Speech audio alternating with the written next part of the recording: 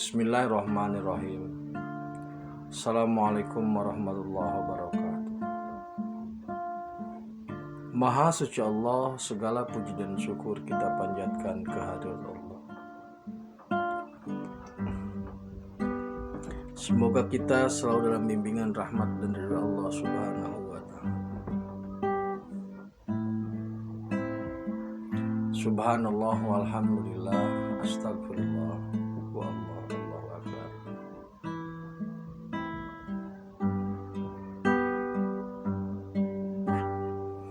Kembali bersama saya dari tim Raja Wali Nusantara. Kita akan kembali membahas Satrio Piningit Manggung.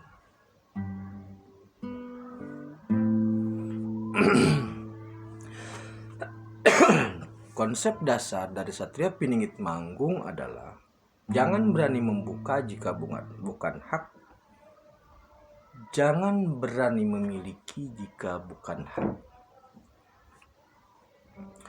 Jangan berani membaca jika bukan hak.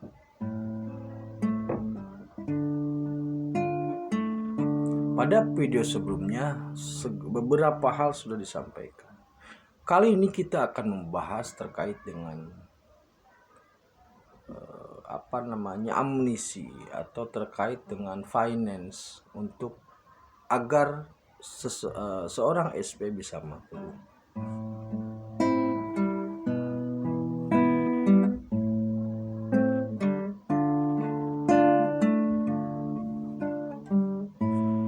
Ada satu sistem yang memang Allah persiapkan untuk sebagai fasilitas seorang M1 ketika fasilitas seorang IM atau SP ketika manggung. Fasilitas itu jauh-jauh hari sudah dipersiapkan melalui satu sistem yang tidak ada satu orang pun, tidak ada satu negara, dua negara, ratusan negara sekalipun yang bisa mengambil manfaat dari sistem ini secara berlebihan. Sistem ini autopilot, dalam artian sistem tahu kapan dia harus ngambil dan kapan harus mengeluarkan.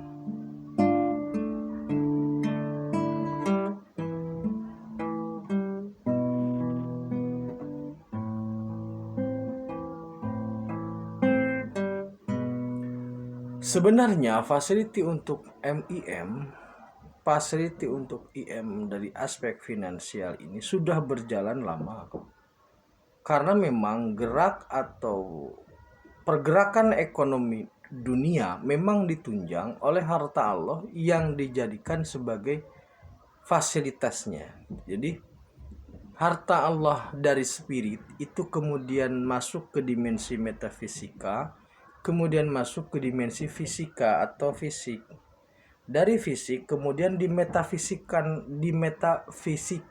lagi dalam bentuk sistem.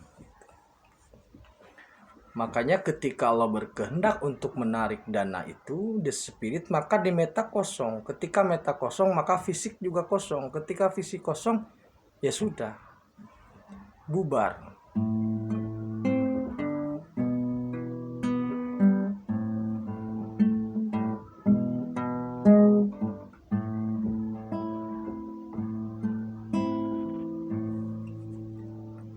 Harta yang Allah persiapkan melalui generasi-generasi sebelumnya itu sudah sangat sempurna, baik secara sistem dan sudah sangat mencukupi untuk nominal jumlahnya.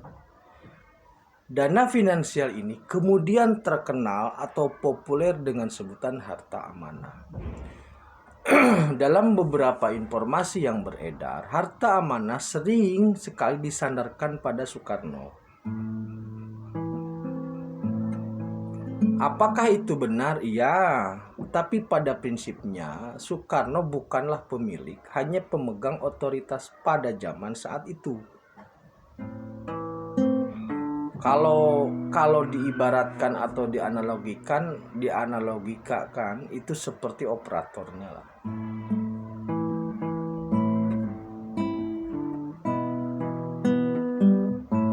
Nah, finansial ini berfungsi untuk membackup tatanan perekonomian dunia. Ke depan, finansial ini dijadikan sebagai fasilitas IM untuk membackup perekonomian dunia. Tentu dengan berbagai prasyaratnya. Maksudnya, karena ini adalah harta Allah untuk kebaikan umat, maka beberapa hal harus dibenahi agar tidak terjadi lagi kerusakan. Jangan sampai manusia memakan manusia. Manusia berani tega untuk menipu sesama manusia, menghisap sesama temannya, menghisap sesama saudaranya dengan alasan ekonomi. Nah, ini yang harus diantisipasi dalam skala kecil maupun skala besar. Penghisapan terhadap saudara, penghisapan ekonomi terhadap tetangga, teman atau orang lain itu sudah nyata adanya. Nah, fasilitas yang sekarang disiapkan itu harus bersih dari hal-hal seperti itu, sehingga ke depan ekonomi dunia itu sehat. Kemudian pertanyaannya adalah, apakah atau bagaimana status sistem ekonomi tersebut?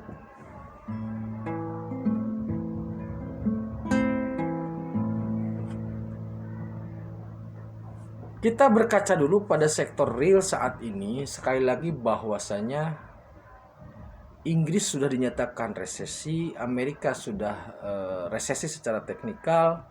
Kemudian yang lain juga sudah inflasi. Beberapa negara besar sudah mulai menuju ke jurang resesi. Apakah Indonesia, apakah kita mengarah ke sana? Bisa jadi iya, bisa jadi juga iya.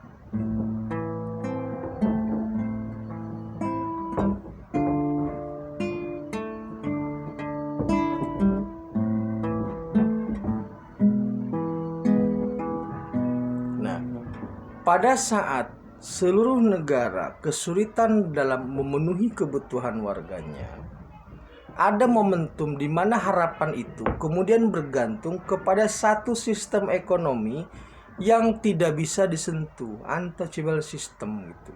Untouchable system. Jadi sistem yang tidak bisa tersentuh tetapi ada.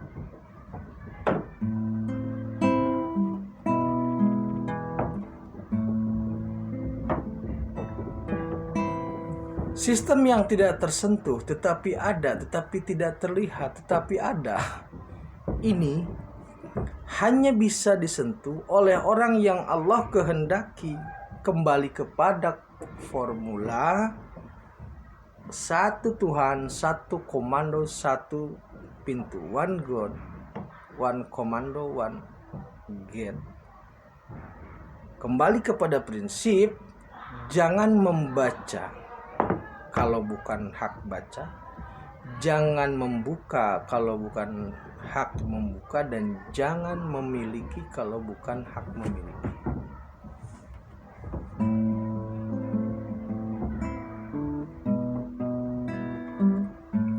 Jika kita kemudian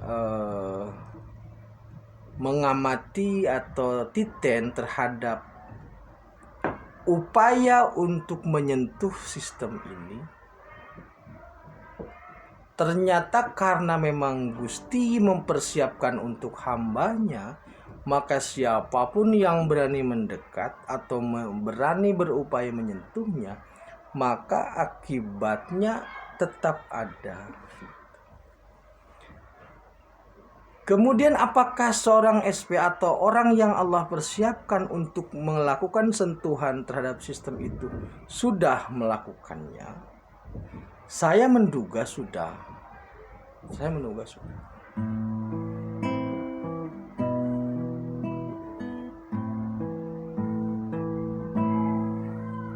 Apa efeknya jika sistem sudah dapat disentuh? Efeknya atau dampaknya atau konsekuensinya adalah siapapun yang bisa menyentuh sistem itu, maka dialah pemiliknya. Maka unsur-unsur lain, pihak-pihak lain, kemudian orang-orang yang selama ini mengklaim akan tersisih dengan sendirinya. Alam akan menseleksi itu. Karena apa? Karena memang Allah persiapkan sistem yang tidak bisa disentuh, dan Allah persiapkan orang yang bisa menyentuhnya gitu.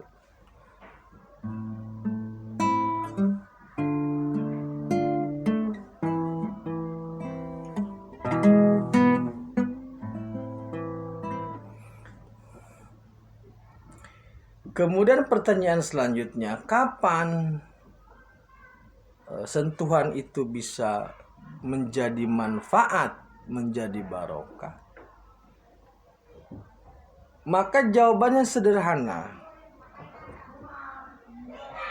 Jawaban sederhana maksudnya, ketika wadah Anda sudah tidak bocor, maka disitulah air itu akan dialirkan.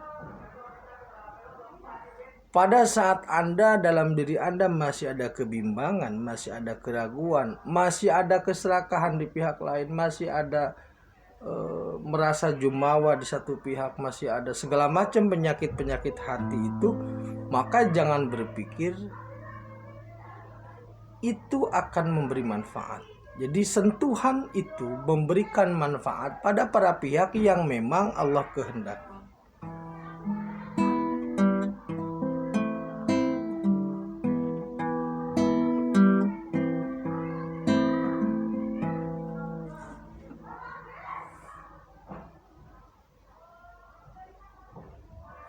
Memang agak unik saudaraku, dalam artian desain ini memang langsung Gusti ya. Jadi desain Gusti itu tidak mungkin terbaca. Kalau kita masih bisa membacanya, merasa bisa membacanya, maka saya pastikan bukanlah seperti itu desainnya.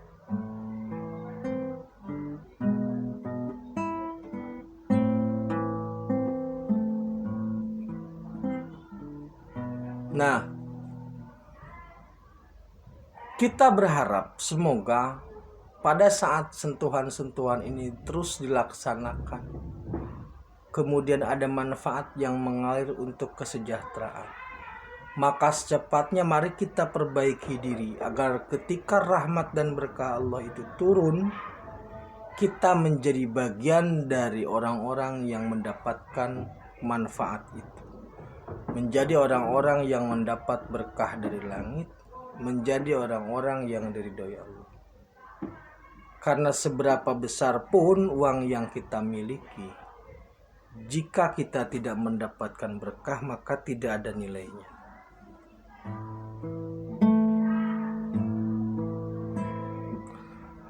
Begitu saudaraku, sentuhan demi sentuhan terus berjalan, dan semoga kita bisa menjadi bagian dari orang-orang yang Allah berkahi. Terima kasih, tetap tingkatkan iman dan amal soleh. Akhirul kalam, assalamualaikum warahmatullahi wabarakatuh.